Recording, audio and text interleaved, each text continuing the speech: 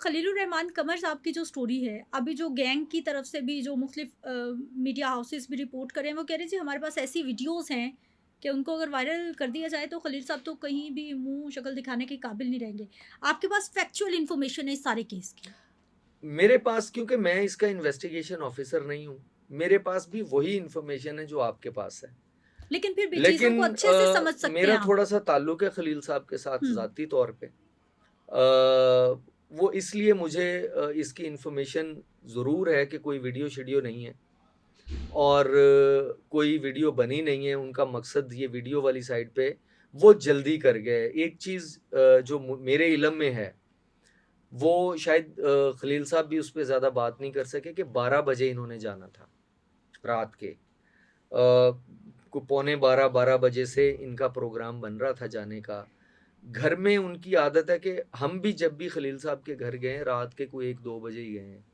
तो रात तक बैठते हैं, वो उनको दिन के टाइम जो है वो कम ही मिलते हैं।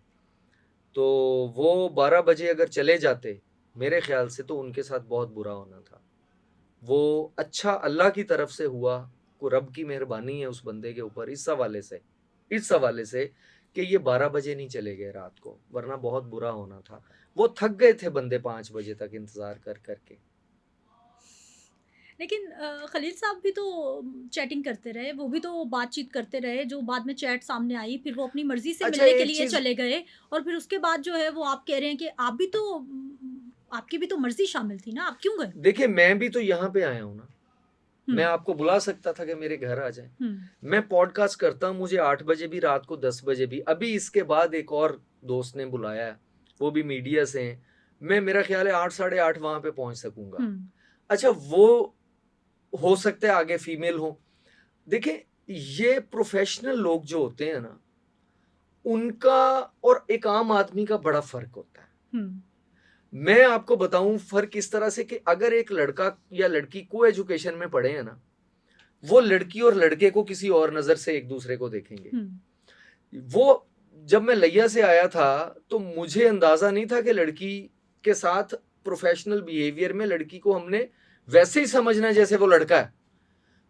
अब हमें पता है इस चीज़ का कि हमने हमने काम करना है। हमारी फीमेल कॉलीग्स भी हैं। ऑल्दो उन सबको मैं बच्चा, बहन कह के बात करता हूँ, लेकिन ये ज़रूरी नहीं है। बात मैं करना ये चाह रहा हूँ कि आप किसी भी टाइम पे प्रोफ़ेशनली कहीं भी मीटिंग कर सकते हैं। मैं उनको जस्टिफाई नहीं कर रहा, मैं अपनी बात अगर कहूँ ना, तो मैं भी पॉडकास्ट के लिए मुझे कोई भी बुलाता है इंटरव्यू के लिए, मैं चला जाता हूँ। कल को खुदा ना खास्ता आपको ऐसा, कोई रात को 12 बजे मैं आपको कॉल करके कहती कि आसिफ इकबाल साहब रात को 12 बजे आ जाएँ। अब आप हमारी सोसाइटी को देखते हुए, चीज़ों को देखते हुए या फिर किसी भी जगह के लोगों को, मिज़ाज को देखते हुए और फिर इतनी सीनियर पोस्ट पे होते हुए, आप क्या एक्सेप्ट कर लेते? देखिए, मैं, हो सकता है मेरे अगर जानने वाले होते, हुँ, तो मैं चला जाऊँगा, मुझे कोई इश्यू नहीं है। जानने अगर वाले होते तो अगर मेरे जानने वाले नहीं हैं, हुँ, मेरी जॉब और तरह की है, उनका काम और तरह का है। अब इस चीज़ पे मेरा और आपका मतलब ये बात वो बेहतर बता सकते हैं, लेकिन मेरे ख़्याल से मैंने खलील साहब को अपनी ज़ाती, मैं अपनी राय हुँ, बताऊँ, हुँ, मैंने उनको वैसे कहा है कि उनको इस तरह नहीं ट्रस्ट करना चाहिए, अननोन बंदे पे। और जो चैट निकल रही है उनकी, मुझे ये भी नहीं पता कि वो जेन्युइन है ये, क्योंकि वो, उनका मोबाइल तो डिलीट कर दिया उन्होंने सारा, वाइप आउट कर दी हर चीज़। लेकिन खलील साहब ये कहते हैं कि चैट वो चैट नहीं हुई। मुझे इस चीज़ का अंदाज़ा है कि चैट तो फेक भी बनाई जा सकती है। लेकिन खलील साहब ने अपनी प्रेस कॉन्फ्रेंस में बोला कि मीडिया की लड़कियां तो पता नहीं मुझे कैसे-कैसे मैसेज करती हैं, मैं तो पता नहीं कितने साल से इसी फील्ड में हूँ, मुझे तो कैसे-कैसे मैसेज रोज़ आते हैं, ये तो रूटीन की बात है। असल में ना यानी उन्होंने उस चीज़ को जस्टिफाई कर दिया है कि अगर ऐसी चैट हुई है तो it's not a big deal. मैं आपको एक चीज़ बताऊँ, हमारे मुआशरे में ना, अगर खलील साहब 4 बजे गए और वहाँ पे अच्छे प्रोजेक्ट की वाक़ई ऑफ़र होती, तो फिर तो हमने बुरा नहीं कहना था उनको। ये अच्छे प्रोजेक्ट की ऑफर 4 बजे ही क्यों होती होती है? ये अगर चा शाम के हो 4 बजे सकता है ना, क्यों? नहीं, हुँ, नहीं, उसकी कोई टाइम नहीं होता। आप ठीक। प्रोफ़ेशनल हैं, इसका कोई टाइम नहीं होता। दूसरी चीज़ मैं आपको ये बताऊँ, हमारे मुआशरे में होता क्या है कि अगर कोई बंदा हमें पसंद नहीं है ना, तो फिर उसकी अच्छाई भी हमें पसंद नहीं है। ये हमारे सब कॉन्टिनेंट का मसला है। हुँ, अगर कोई बंदा मुझे पसंद है और पता चल जाए वो करप्शन में पकड़ा गया है, बिल्कुल मैं उसको कहूंगा ये तो सब करते हैं। ये वैसे ही जैसे मैं खलील साहब को, शायद मेरा उनसे ताल्लुक है, मैं उनको डिफेंड करने की डिफेंड कर रहा हूँ, हम्म, शायद मैं आपकी जात की बात नहीं कर रहा, उस साइड पे कोई ऐसी खातून बैठी है जो उनको नहीं पसंद करती कि खवातीन के खिलाफ वो बोलते हैं, वो कहेगी कि जी वो तो बुरे हैं। नहीं, कुछ मैं बातें वो बहुत अच्छी भी करते हैं जो मैं एक मुझे चीज उनकी बहुत पसंद भी है। मैं आपको एक हाँ, चीज बताऊं, यहां पे कॉन्सेप्ट क्या बन गया, एक मखसूस टोला है जो सड़क पे खड़ी हुई खातून जो बंदे के इंतजार में, ये बरकत मार्केट के पास खड़ी होती हैं रात को, आपने देखा होगा, बिल्कुल नहीं है। देखा तो 15-20 खवातीन मैं पिछले 20 साल से देख रहा हूं लाहौर में रहते हुए कि वो खड़ी होती हैं, वो उनका बिजनेस है, उनको बुरा नहीं समझा जाता उनकी तरफ से, वो 20-25 के टोले की तरफ से। जो बंदा उनको बाइक या कार पे बिठा के लेके जाएगा उसको क्रिटिसाइज किया जाएगा, कितना गंदा आदमी है, कितनी गंदी औरत को लेके जा रहा है। लेकिन दूसरे साइड पे चले जाएं, वो कहेंगे देखें यार खवातीन औरतों के तो ये काम है। हमारे मुआशरे में हम रिजॉल्व करने की तरफ नहीं जा रहे, हम मेरिट की बात ही नहीं कर रहे, उलझते जा रहे हैं। हम ना हमने अपने अपने वो बनाए हुए हैं, हम बबल्स बना लिए, बबल्स बना लिए, हम उनसे बाहर नहीं आ रहे। तो मसला ये खलील साहब का, यार जो पहले लूटे गए, जो मेरे लैया में 3 लूटे गए, 2 ऑफिसर्स थे, एक बिजनेसमैन था, वो भी लड़की ने लिफ्ट मांगी है, वो बैठ गए साथ में, हेलो हाय शुरू हो गई, तो जनाब लुट गए।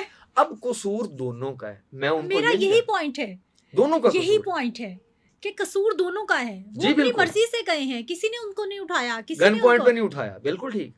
तो ऐसे में फिर क्या होता है, कसूरवार तो वो भी हैं, वो अपनी मर्जी से। इसमें ये जो प्रोग्राम है ना, ये सुने और कुछ अकल करें कि यार ये इस तरह से आजकल क्रिमिनल्स आ गए हैं मार्केट के अंदर, जिन्होंने आपकी ये वल्नरेबिलिटी है मर्द की, कि वो हर किसी लड़की के पीछे चल पड़े। भाई खुदा का नाम मानो, नहीं लिफ्ट देनी है आपने, ये कमजोरी है, इसका मतलब हमारी सोसाइटी के मर्द की, हमारी सोसाइटी नहीं, ये हर जगह के मर्द की कमजोरी होती है, लेकिन हमारी सोसाइटी में घुटन ज्यादा है, उसकी वजह से ये एक्सप्लॉइट ज्यादा हो सकती है।